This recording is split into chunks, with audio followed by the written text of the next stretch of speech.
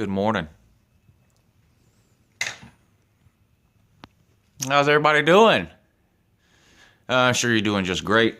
Yep, I'm fine too. Coffee Talk with Uncle Lou. We're going to talk about recruiting today. Lots of people have asked me to make some recruiting videos. Sorry I haven't made any Georgia videos in a while. I just had some other stuff going on. But so let's talk about recruiting. I'm not going to spend a lot of time probably talking about individual players. There's just too many to go through and talk. I get a lot of messages saying, talk about this player, talk about that player.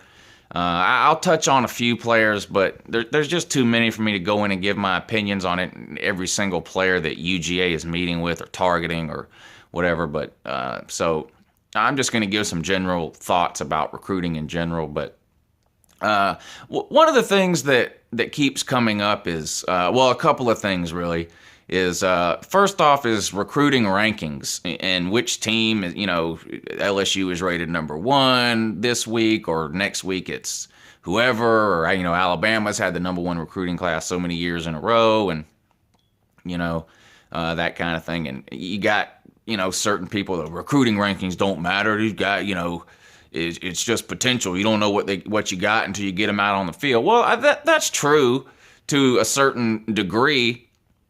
Having the number 1 recruiting class in the nation, what does that really guarantee? Nothing. It doesn't guarantee anything. With that being said, there's not a fan out here who would not like to have the number 1 recruiting class in the nation. Everything starts with potential. And if you have the number 1 recruiting class, then you obviously have some potential there. Now, I don't think, honestly, really, that there's that much difference in recruiting rankings from being ranked number 1 to being ranked, 8, 9, 10. There's not a whole lot of difference there. You're really splitting hairs at that point. And if you look at the different sites, the different organizations, your 24/7 Sports, your Rivals, your Scout.com, these people, they all have different rankings. And a team that's ranked number 1 in one poll might not be ranked number 1 in another poll. And that's an indication of that. It's not an exact science. It's someone's opinion of a certain team's potential based on, their current recruits. Again, I'd still rather have the number 1 class than the number 50 class, obviously. It does matter. What's even more important, I think, is consistently having a top 15 recruiting class. Whether it's 2 this year, 8 next year, 6 the year after that, and then number 12, whatever. Consistently having a good top 15, top 20 recruiting class. That's what builds your depth. And that also makes up for some of the misses that are bound to happen, which brings me to my next point. You hear a lot of people talking about this too. And it was mentioned specifically a couple of days ago. I can't remember which Facebook group or YouTube comment, whatever. I can't remember where I saw it, but someone made the point that they were debating 5 stars versus 3 and 4 stars, and their argument being stars mean nothing. I'm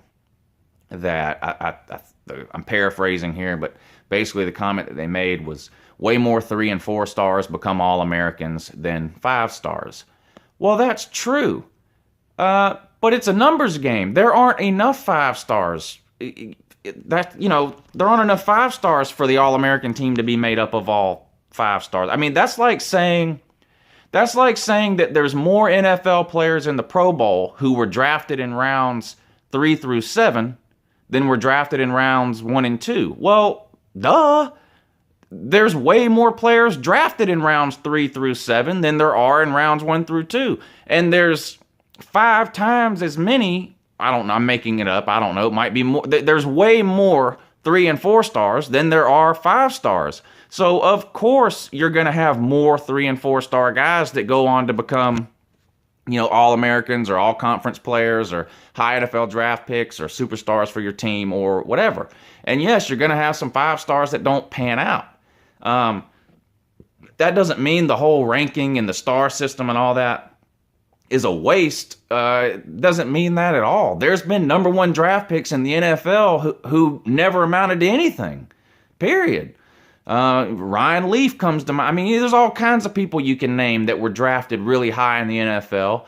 And these NFL teams pay people millions and millions of dollars to evaluate and make these decisions on who to draft, especially with these high round picks, and they don't even get it right all the time. So yes, there's going to be some 5 stars who don't pan out. There's going to be some 5 stars who are in jail a year from now. There's going to be some 5 stars who break their leg in preseason camp. There's going to be some 5 stars who just end up not being very good for whatever reason. Maybe it's a system issue.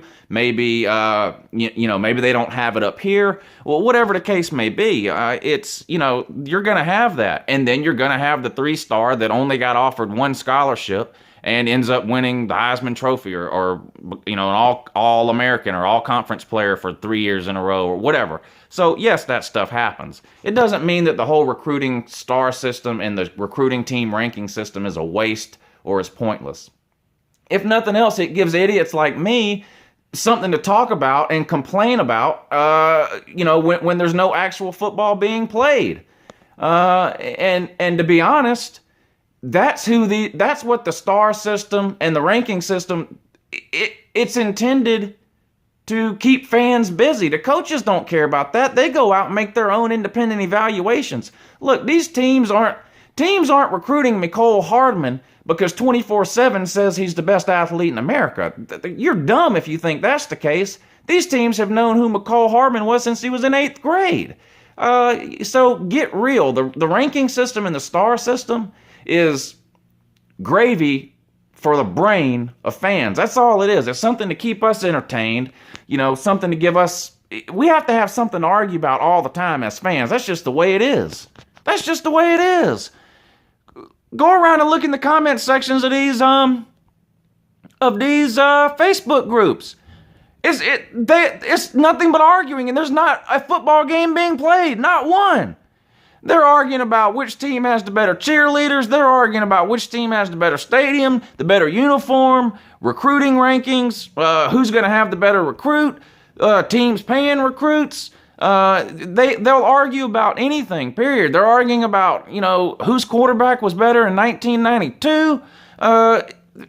So as fans, we have to have something to argue about. And this whole recruiting system that has been developed with the stars and the ranking and all, that's all it is. That's all it is to give us a reason to argue. So, it is what it is. Now, as far as UGA goes, there's only a few big-time names that UGA really is in the mix for. And I'm not here to make any predictions on who UGA is going to get. I'm not going to do that here. But, of course, you have Mecole Hardman, athlete. You have Demetrius Robinson, wide receiver, and you have Derek Brown. Those are the 3 big names. I know there's others, so like I said before, I'm not going to name every single player here. Those are the 3 that popped into my head right now, so those are the 3 I'm going to mention. If I had to put an order of confidence on it on who we're getting, I would put Mecole Hardman at the top. I would put Demetrius Robinson in the middle and Derek Brown at the bottom. We could get all 3. We could get none. Or we could get 1 or 2. Who knows? With Demetrius Robinson, he's not signing on signing day. So if you're sitting around waiting on February 3rd to figure out where Demetrius Robinson is going to go, you're wasting your time. He's not signing on signing day. He's made it clear for a long, long time that he cares a lot about academics, and you can't knock a kid for that. I don't knock a kid for going anywhere for any reason, period. I want UGA to get all these top guys, obviously. But, it's not my future. It's their future. They have to do what they feel is right for them. So I don't knock the guys no matter where they go. But with Demetrius Robinson, academics is important to him. Stanford is his dream school. He's about 100 points away, SAT-wise, from qualifying for Stanford. At least that's the rumor. I don't know if it's been... He hasn't actually said he's 100 points away. He has said he is some amount of points away. I've read 100. He's taking the test again. The scores come back a week or so after signing day. So he's not signing until he figures out if he can get into Stanford or not. If he gets into Stanford, my bet would be that's where he goes. If he doesn't get into Stanford, then it looks like it's probably down to Georgia, Georgia Tech, or Notre Dame. And any three of those schools could land him. Who knows? I have heard that Georgia does not offer the program of study that he's most interested in. So that could be something that hurts UGA. I don't know. McCole Hardman, following his recruiting is like watching a soap opera. He's up and down from one team to another, changing his Twitter profile to different teams all the time and things like that. So I've sort of quit following him as far as what he's saying or anything like that, because I honestly think he's just toying around with people. He knows where he's going, and he's just messing with people. I hope it's UGA. If it's not, best of luck to him. And with Derek Brown, like I said, of those three, he's the one I'm least confident in as far as us getting him. I'd love to get him, but it looks like it looks like Auburn at this point. But who knows? These kids, you never know. But signing day will be interesting. We have a top 10 class right now. I hope to move up to 5 or 6 after signing day, somewhere in that range. We'll see. And don't forget about the 5 or 6 guys we already have on campus that early enrolled in January. I didn't talk about them in this video because this is a signing day video, really. But we still have Eason and Nada and those guys that came on board in January. So UJ is going to have a good class this year, and it's only going to get better. You have to remember Kirby Smart's only had a couple of months to contact these recruits and introduce himself to these recruits and let the new recruits meet the new coaches and things like that. So in all honesty, to have fired a coach the first week of December and still have a top 10 recruiting class for next year, I'm not complaining. But anyway, don't forget to tell me how wrong I am. And until next time, have a good morning.